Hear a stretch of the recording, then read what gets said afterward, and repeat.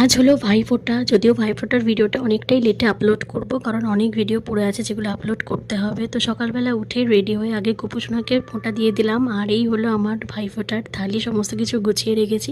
তারপর গোপুসোনাকে তার চকলেটটা দিয়ে চলে এলাম নিচেতে। নিচে আস্তে আস্তে আমার ভাইরাও চলে এসেছে, তো সেগুলো সমস্ত কিছু গুছিয়ে নিয়ে আবার চলে গেলাম উপরে। তারপর আমি ভাইদেরকে ফোঁটা দিয়ে দিলাম, আর মান্তুও ফোঁটা দিয়ে দিল ভাইদেরকে। তোমাদের ভাইফোঁটা কেমন কেটেছে আমাকে কমেন্ট করে জানিও। তারপর আমি আর মান্তু বসে বসে একটুখানি ফটো তুলছিলাম, আর দেন করে নিল ওরা টিফিন। ভাইফোঁটার জন্য কি কি মেনু ছিল সেগুলো একটা আলাদা ভিডিও শেয়ার করব হঠাৎ ইটিনারি হিসেবে, তো সেখান থেকে তোমরা দেখে নিও।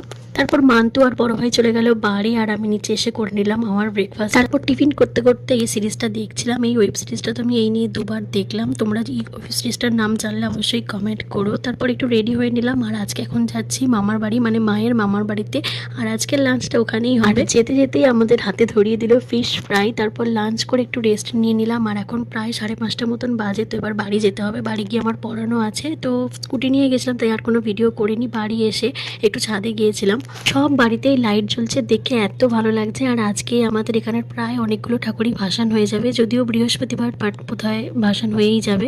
তারপর চলে এলাম নিচে, আমার স্টুডেন্ট এসে গেছে। ওকে পড়াতে পড়াতে দেখলাম আমাদের পাড়ার ক্লাবের যে বড় ঠাকুরটা সেটা যাচ্ছে, মানে ভাসান হবে। আমাদের এখানকার প্রায় সব ঠাকুরই আজকে ভাসান হয়ে গিয়েছে। আর আজকে রাত্রে ডিনারে ছিল ফ্রাইড রাইস, আর তার সাথে ছিল আলুর দম। তখন প্রায় 10:30 বাজে, দেখলাম আরও একটা ঠাকুর ভাসান হচ্ছে আমাদের এখানকার আরেকটা ক্লাবের। তো এইভাবেই আমার কাটলো দিনটা। তোমাদের কেমন কাটলো অবশ্যই কমেন্ট করে জানিও। দেখা হচ্ছে নতুন একটা ভিডিওতে। টাটা।